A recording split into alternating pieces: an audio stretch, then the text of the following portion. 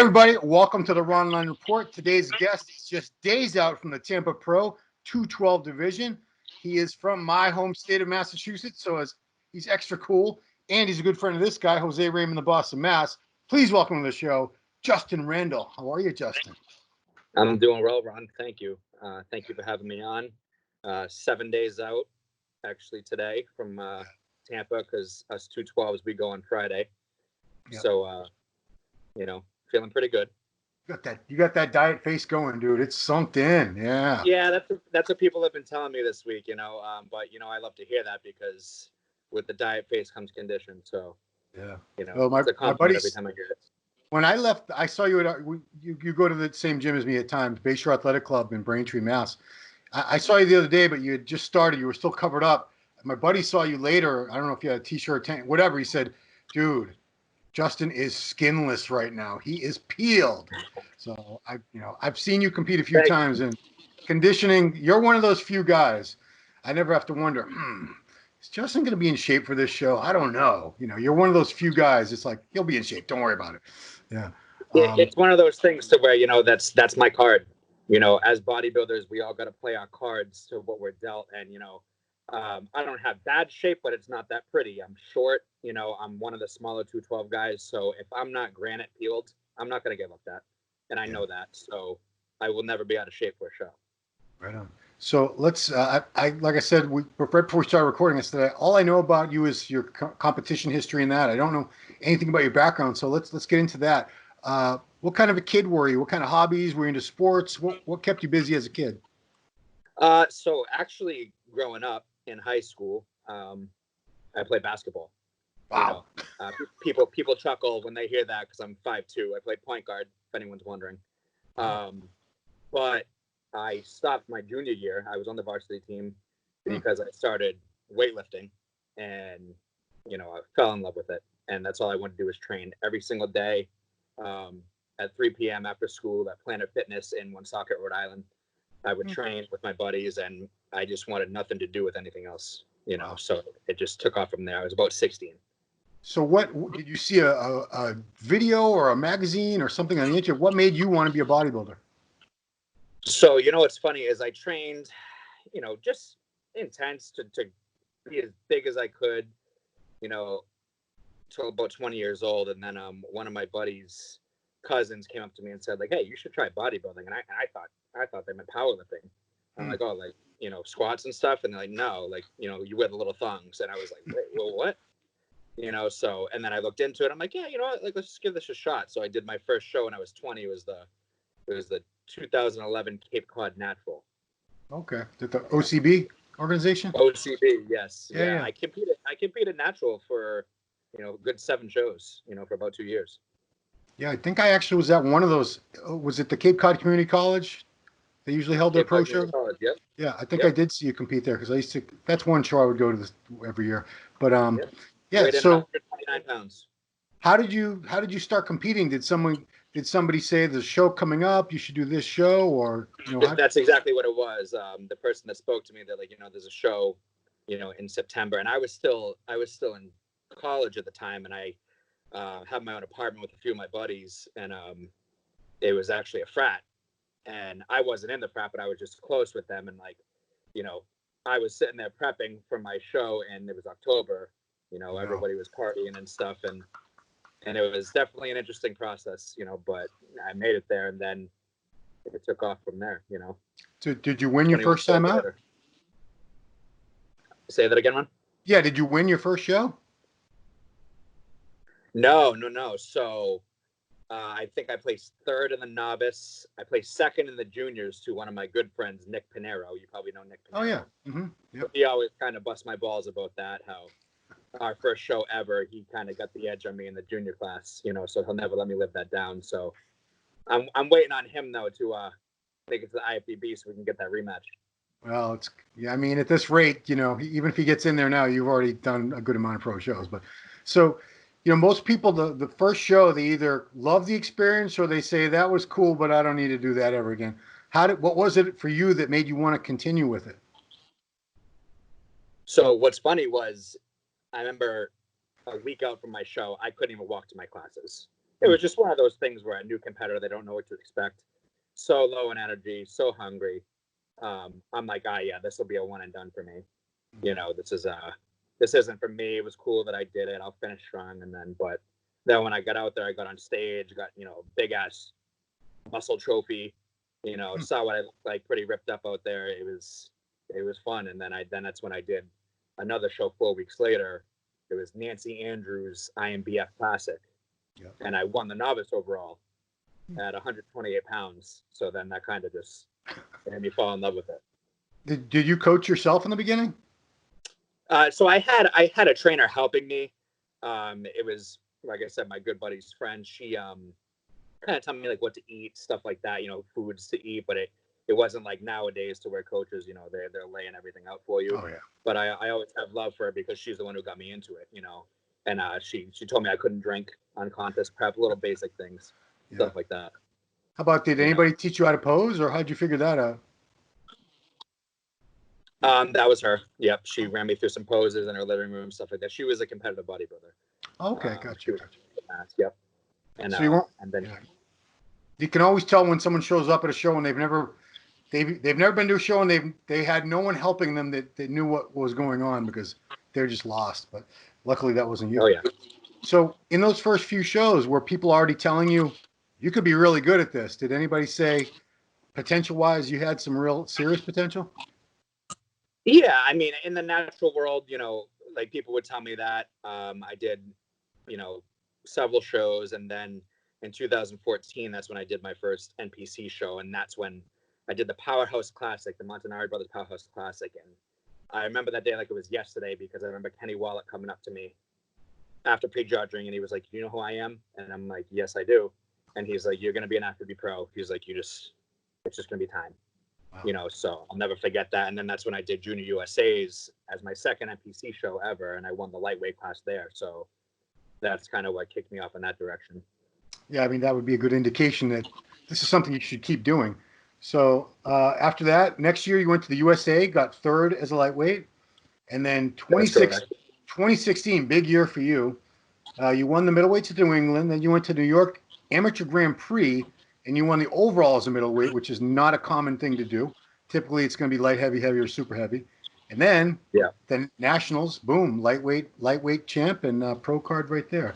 Do you feel like it happened fast? Were you prepared for it? Because some guys, that's why you don't see them for a long time as a pro. Because like, oh shit, I didn't expect to turn pro this quick. So you know what, Ron, is I tell everybody this is I'm a big fan of the sport, and the history of it, and what I know of bodybuilding is it takes guys, 10 to 12 to 15 national shows, years and years. I'm a big fan of John Meadows. Look how long it took him, like Jacob Wilson. It took those guys so long. So, when I did USA's, I got third. I'm like, oh, the great start, and then when I turned pro 2016, it's not that I didn't feel that I deserved it. I was just like, whoa, like this happened fast. Like, dude, that's not how this is supposed to go. So I'm kind of a guy that like I want to pay my dues, So I'm like, I know what'll pay my dues is if I can put on the muscle to be a competitive 212 guy, So I was very fortunate, and I was very happy with it. But I did feel like it happened fast based on the guys that I followed and what I knew of the sport. Yeah. So you took 2017 off to grow and improve before hitting a 212 show, and strategy paid off, because I don't know what the difference was. Please tell me. You turned pro at 154. By the time I saw you on a pro stage in 2018, like New York Pro, I'm going to take a guess. So let's see how far off I am. I think you were about 170, 175. No, so I was probably about 179, 180 for that. Oh, wow. Even bigger. Okay. I weighed in literally right before I left for prejudging, and I was 179, I believe. Wow. So that's, it was a big jump. Yeah, that's 35 pounds, isn't it? Yeah, so but the thing with me is two things. I was a lightweight for a while, and I always felt that like my body was ready to explode when the time came. I was just kind of holding back because I was petrified of that welterweight class. So I was staying as a lightweight to try to get my card. And yeah, after 2016 nationals, I was obsessed. I was no thoughts of classic. I wanted to be a 212 IFBB bodybuilder, and I was obsessed with it. I nailed my rebound, and I just wouldn't accept otherwise.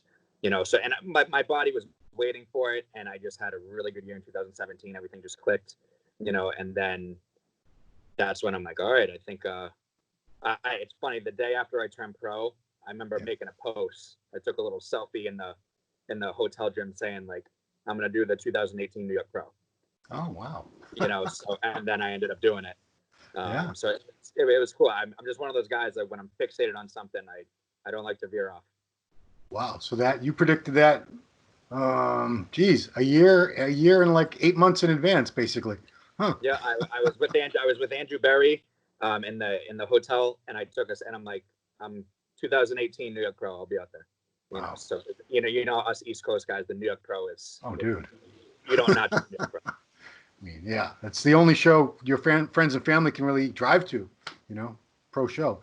Until the Boston Pro, that is. Boston Pro, everybody. October 10th. Can't wait. What can I ask what you're weighing now? Because you look significantly larger to me than you did in 2018. So I was 184 this morning, actually, Wow. and I would say I'm pretty ready to roll. Wow. Yes, I mean, realistically on stage, I'll probably be about maybe 181, 182 after we cut some water, stuff like that, manipulate some things. But no, I'm happy with the fullness I've kept this prep. I feel like that's the difference. I actually only prepped 10 weeks for the show because I was prepping for Boston and Chicago. Then when those got canceled, I took a little break, and then I'm like, you know what? I'm like, I want to go for Tampa. So it was about a 10-week prep, my shortest prep ever, because I typically don't have the balls for that. But it worked out. Yeah, because I mean, I was just the other day when I saw you, I said, if this guy's in shape with all this new size, that's you talk about that's 5 pounds up from like the last time you competed, basically. Yeah, honestly, last year in Puerto Rico, in 2019, I was probably about 180. I didn't bring my scale to New York or Puerto Rico because it messes with my head. But I would say I was about 180 again, 180, 181. So maybe a few pounds heavier. But I'm one of those guys, Ron, that my physique, the way my midsection is, the way my waistline is me coming back next year 12 pounds heavier is not going to look pretty. Yeah, I agree. Yeah. Could I do it? Yeah, maybe, but I know now enough to where what is going to look good in my physique and what's not. If I could come back next year at like 186, 187, okay, maybe, but at this point in my career, it's the little increases in the off season. Yeah. I just realized my math was off because math is not my thing. It should have been 25 pounds. I said 35. Someone's going to call me out on that. They won't even need a calculator. Yeah. But so that's basically you've added a full 30 pounds of stage weight since you turned pro, which is wow. I mean, that honestly, when you turned pro, I'm not gonna say worried or anything, but I was saying this. I hope this guy puts on some mass. He's got the structure, he's got the shape, but 212s are no joke. Those guys are tanks.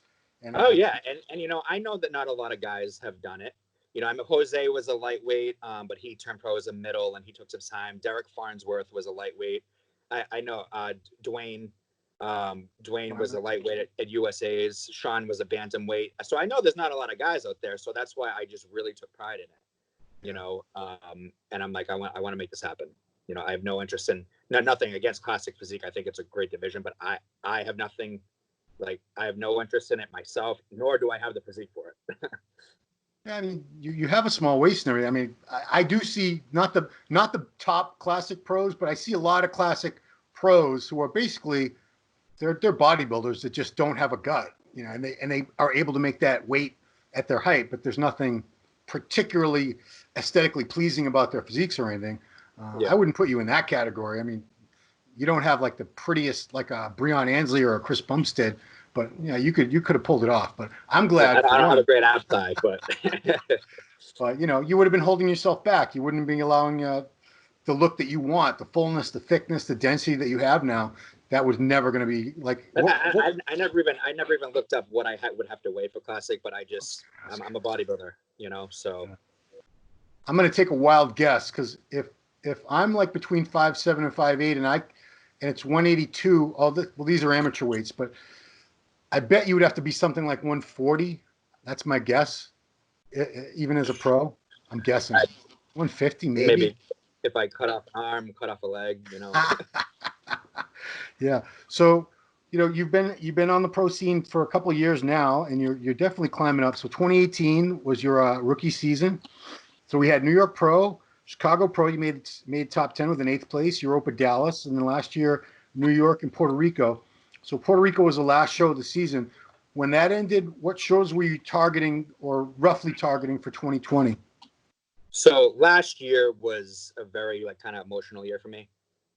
People saw me posting the videos and stuff about it because the New York Pro, I saw 9 Olympians in the lineup. I didn't even bring music to pose.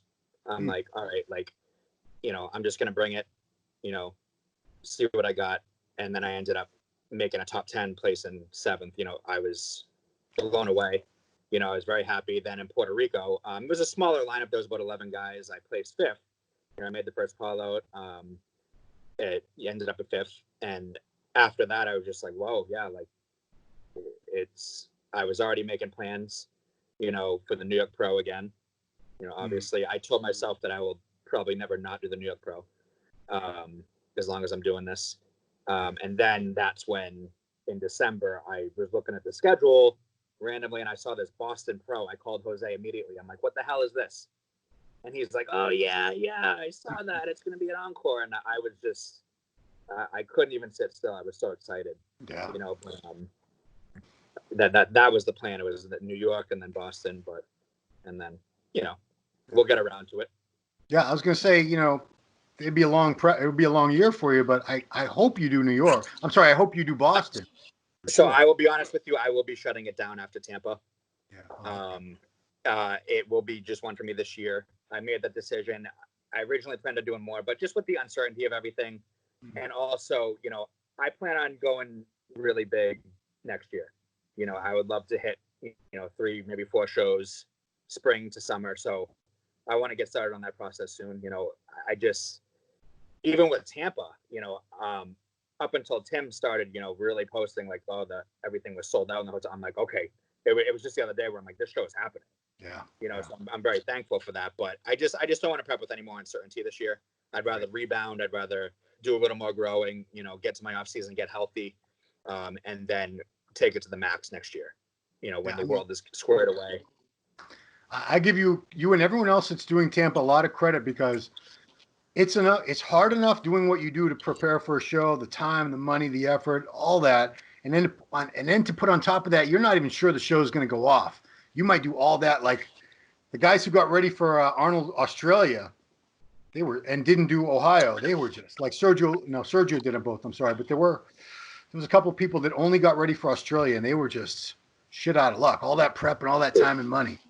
I couldn't imagine. And, I was kind of prepping with the whole mindset. I'm like, listen, if the show doesn't happen, I'll get really lean, catch a nice rebound out of it, and then 4 weeks out, I'm like, hey, this thing might happen. So I cranked it. And, here we are 7 days out, and we'll be in Tampa next week. So back to the quarantine, how did that affect you? Like work-wise, workouts? How did your life change for these few months? So work-wise, nothing really changed.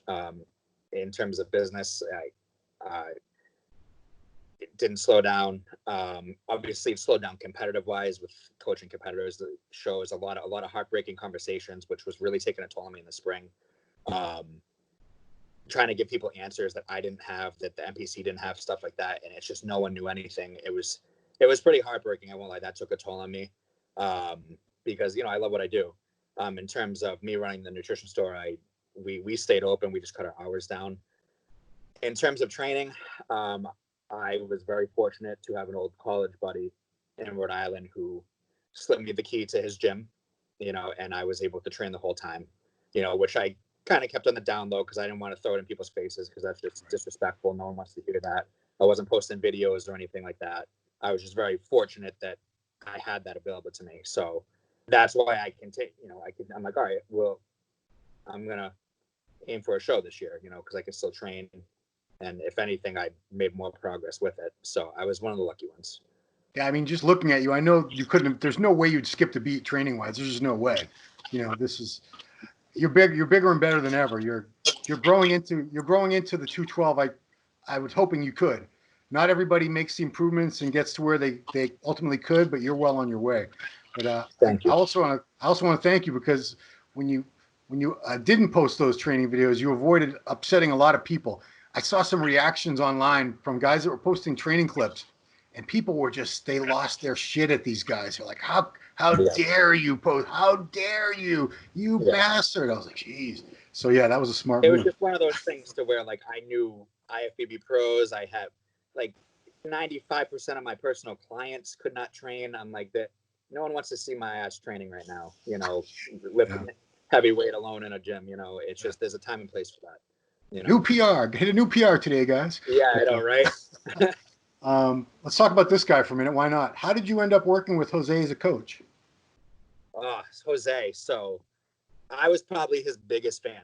I still am. You know, he's Jose Raymond. It's just kind of funny how close we've gotten over the years. It was for 2016 Nationals.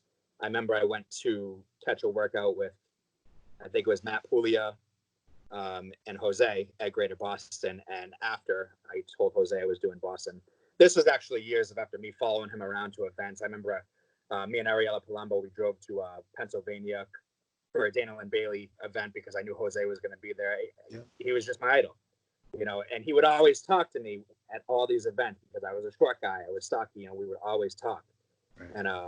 And then after we trained that day, I'm like, hey man, would love to have you prep me. And he got me ready. He got me ready for my first, you know, pro season. And I will always have Jose's mentality, like that Jose Cristosito mentality. You know, keeping things simple, stuff like that. And I've learned so much from him. You know, I sent him pictures this morning, you know, and he told me exactly what, you know, I knew that he was going to say because we just kind of clicked like that, you know. And that's that. You know, it's just I'll always be thankful for it because I was such a big fan of his, and now it's, you know, we're very close, you know, and I'll be grateful for him. He's molded me as a bodybuilder. You know, I have people calling me the little Boston Mass, you know, so it means a lot. But you know, it's cool because you could have just had a regular coach who knows how to prep you for a show, but he also has the experience of being, you know, an Arnold Classic champion, a top Olympia competitor for many, many years. One of the best, you know, he's on the Mount Rushmore of 212 pro bodybuilding as far as we're all concerned. So he was able to give you, I'm sure, insights and advice and things, you know, that are going to be useful to you for years and years to come. The biggest impact that Jose's had on me is probably my confidence. Like, I remember throughout my whole prep for nationals, he's like, you're going to win. He's like, no one's going to beat you in the lightweights because I know this sport and you're going to win. No one's going to have that condition. After prejudging, he's like, you won. And I'm like, oh, you never know. I remember I said this to him. He was eating with McKella, and I'm like, you never know. Like, they could put me in second. He's like, then that would be the wrong placing, and they'll give you first. You know, he was that confident in me. He's that confident in my condition. So, you know, that's what I'm most grateful for you know, with I mean, linking up with him. He's so no bullshit. You always know if he ever gives you a compliment, it's deserved. Because if he doesn't think you're going to win, he'll tell you straight out, no, not today's not your day or something. I've seen it. You know, Matt will tell you. Matt's been in that position several times. So, you know, what's he been saying lately about your progress? Because I'm sure he's got to be pleased with the improvements you made over these past couple of years. Yeah, I mean, he's like, I sent him pictures today, and he's like, "You're ready." He's like, "Coast in." He's like, "Don't do anything stupid," because he knows me. A lot of my close people know me. They know I really push condition, you know. So kind of like back up the cardio a little bit, just making sure I don't do anything stupid, you know. And you know, don't worry about that scale getting lighter because you're short, you're 5'2", you're not going to look flat.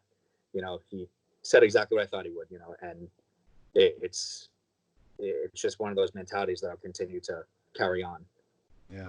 So, you know, I consider you part of this this new wave of top 212 guys is coming up because the other guys aged out. Flex moved to open. Jose retired. Maybe he'll come back someday. Who knows? You know, a lot of these guys are in their 40s and so on. But then you have guys like you, like Lunsford, Clarita, and George Peterson just made the transition. Keon just made the transition. He's very young. You know, I was for about 5 minutes. I was worried about the future of the 212 division.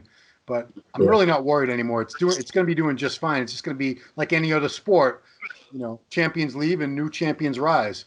You know, and you gotta think around too. Like, you know, nowadays at a national show, pretty much your heavyweights that turn pro and down are doing 212s.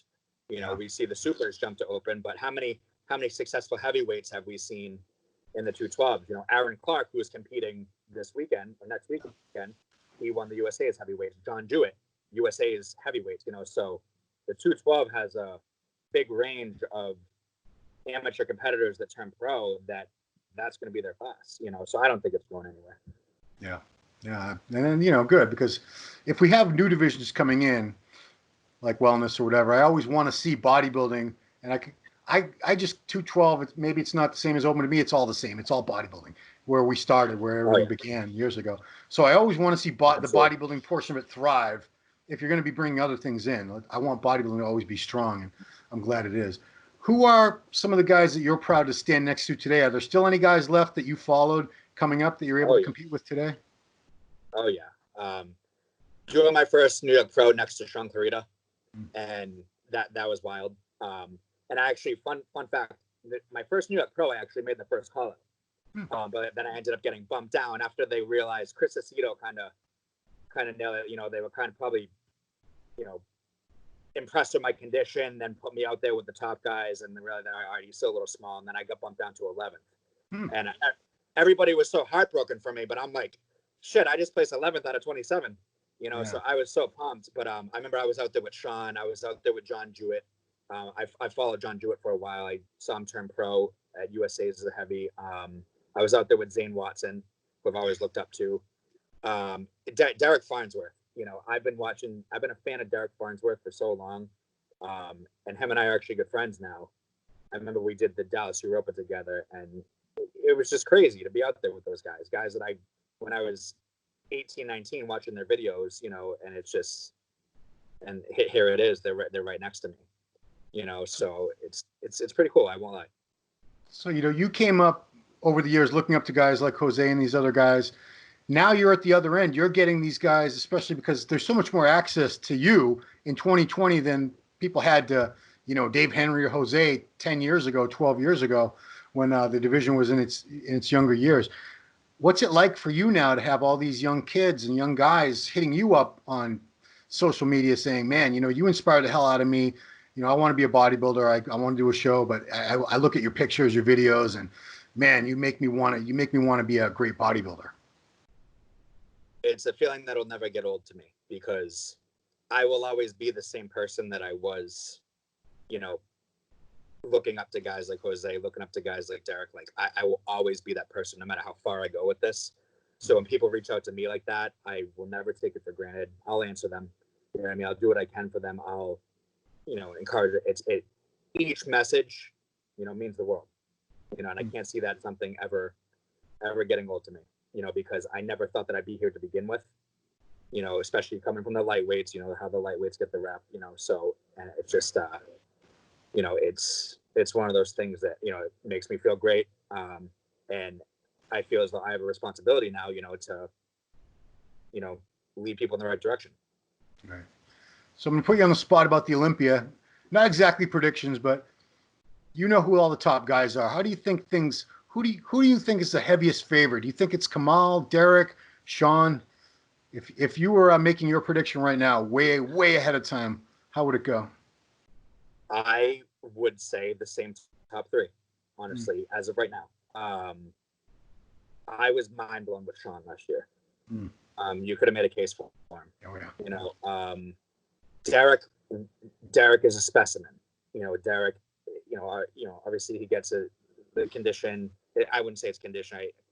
I would say maybe he was a little off for prejudging. You know. Yeah.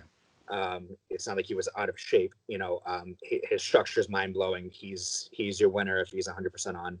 Kamal is just unbelievable. The detail, the lines, the serratus, the ab thigh, he brings a look that is just mind blowing, clean, crisp lines. It's a toss up, man. But I can see, I can see Sean, you know, really making a push this year. Sean is relentless. Sean was a bantamweight, and he's climbed up ever since then. You know, placing from 13th in the New York Pro to first call out to third to second to winning it. He is relentless, and he will not stop until he wins it. So sometimes that mindset just can't be denied. Yeah. You know, But I love my boy Derek too. Derek's to me is still the guy to beat. Yeah. You describe Sean like the shark in Jaws. He's just Yeah, relentless, but he is. I met him at like when he was 130 pounds competing. I think he was competing at like 125 or something, and yeah, he was in various natural federations. I said, dude, I said, you can bantamweight NPC nationals. Go do it. You will win. Just trust me, yeah. you Right, will win. right. Get your pro card. And You know. it was like another 2 or 3 years after that, but there was a foregone conclusion. But yeah, I mean, you guys share some similarities in just the amount of muscle mass, the relentless pursuit of improvement. Because when Sean turned pro, I would have said there was a 202 division. I think it was 202 back then when he turned pro. But I would never have thought he was going to be one of the top guys in it. I was like, Yeah, I'm sure no one did. But when it, and I don't want to say mindset gets you everywhere because obviously we know this is a very genetic sport. Our physiques take us to where we're genetically allowed. But it's just that relentless will to just not accept otherwise. You yeah, know, Sean wanted to be a 212 guy. He wanted to be a top 212 Olympian, and here he is. yeah. So the game plan. I like the idea because as much as I want to promote and support all these shows, it's not up to the promoters, it's not up to the organization. This is all, a virus is really calling the shots, and the governors of each state are doing. This is the first time we've actually discovered how different the U.S. is because every single state was different in its approach. We had Charlie Baker here in Mass doing some weird things, but yeah, I mean, do you talk to a lot of other pros who are in the same situation where they just don't know and they don't want to compete this year because it's just too uncertain? Yeah, I mean, I wouldn't say I talked to him about that. Me and Derek Farnsworth have been messaging back and forth, like, hey, like, what do you think? Like, is it a go? Stuff like that. Me and Derek Oslin too. Yeah. We're kind of like us 212 guys. Where I feel like we're one of the divisions. We're all very tight with each other. We all respect each other.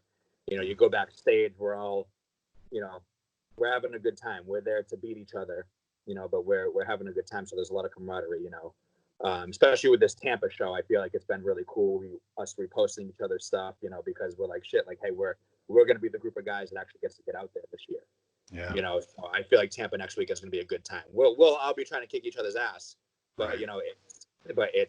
I just like the camaraderie that 212 group has. Yeah.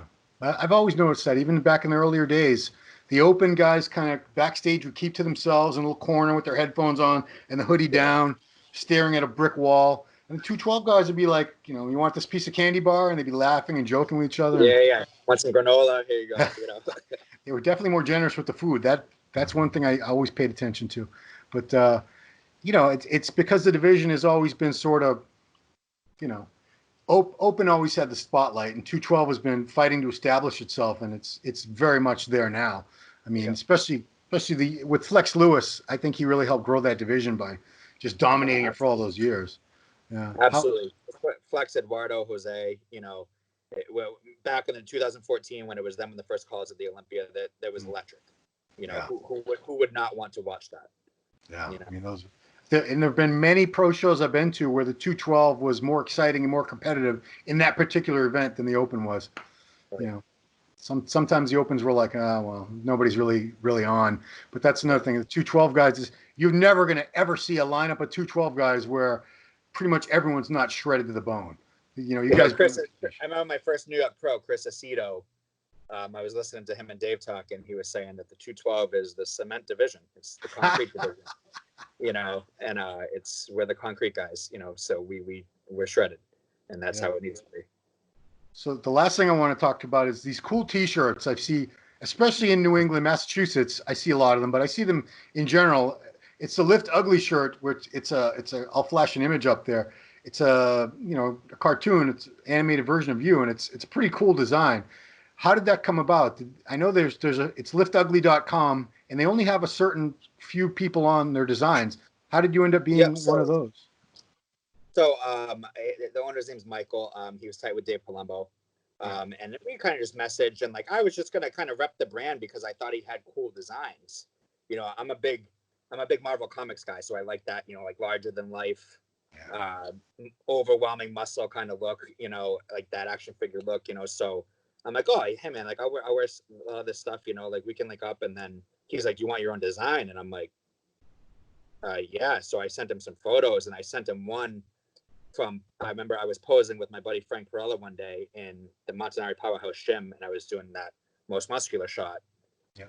And, you know, had my ugly face on, you know, so I sent that to him, and he's like, this is the one, let's do this. And then he sent me a copy of it, and I'm like, wow, this looks awesome. And it was supposed to be a fun thing, you know, and then I remember this actually made me really emotional. Like, I thought, you know, a few of my clients would buy some, and it ended up being a lot. A lot of people were reposting, a lot of people were buying them. People like people that I never expected, like people in Canada. I remember I had a guy from Switzerland post it. It kind of just blew me away, and like it, in terms of like the following, and it definitely made me emotional, especially like with the New York Pro in Puerto Rico going on. You know, it was one of the things where the support just blew me away. You know, Because so I thought it was your company, because I've never seen any of the other shirts anywhere out. I've only seen Lift Ugly, and it's you. So I always said, that's cool. That's Justin's brand. That's Lift Ugly. That's his, you know, his trademark now. Huh. That's not mine. It's like Dave Palumbo has his. I think Akeem Williams is on there. Yeah. You know, but yeah, no, I was appalled by how it blew up, and you know, I had guys that I look up to, you know, asking me for a shirt. It was a wild year. It's a really cool piece of artwork. It really is. Oh yeah. You know, I wouldn't be surprised if somebody gets that tattoo. Stranger things have happened. Trust me, it could happen. I believe it. Cool. So here we are. We're talking. It's 7 days out from Tampa. I'm excited to get back to contests. I think everyone's going to be just so psyched that open and 212 bodybuilding, all the divisions are back. You know, it's going to be a sign of slowly getting back to real life, normal life. Hopefully, whenever that happens. But you know, just it's going to be a celebration. Just that we're still here. We're still doing this.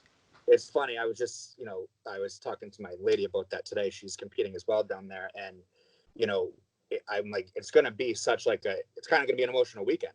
Yeah. You know, because everyone's going to be there. It's going to be the first big show, and it's just like, you know, we're actually going to be able to get out there. And I know there was a show in Omaha last week. There was a pro show, but this is the Tampa Pro, and it's happening. So I feel like everything in the air is just going to be crazy. Yeah. You know, this is the first big show we've had since Arnold. It's been a long time with no shows. And you know, people want to see the online coverage, the webcasts, all that stuff. People want to get excited. Any sports fan is missing their sports right now, and the bodybuilding fans are no different. They're clamoring for this. So exactly. I can't wait, dude. I cannot wait. So that's it, man. We will see you on stage, Tampa Pro. Everybody, please come to musculardevelopment.com for our play-by-play coverage. You'll see this man, Justin Randall, on the 212 stage. I think it's all on Saturday, the 212, right? Yeah. No, we're done Friday. Prejudging is Friday, night show is Friday, and then I get to kick back and watch the Saturday show. Okay, so don't wait till Saturday to tune in, guys. Start on Friday. You don't miss this guy. Cool. Well, you're looking great. I cannot wait to see you up there. Again, props on all the improvements. You've come so far, much further than I thought you would, and I'm always glad to see people do better than I thought they would do, because that's hard work. That's just not listening to people that say you can't, or you're never going to do this, that. You didn't. If anyone ever told you that, you damn well didn't listen. Thank God. Thank you, Ron. Thank you so much for having me on. Had a great time, and I look forward to seeing you down there. Cool, man. All right, everybody. Thanks for watching Ronline Report with this man, Justin Randall. You'll see him in the Tampa Pro very soon. Thanks for watching.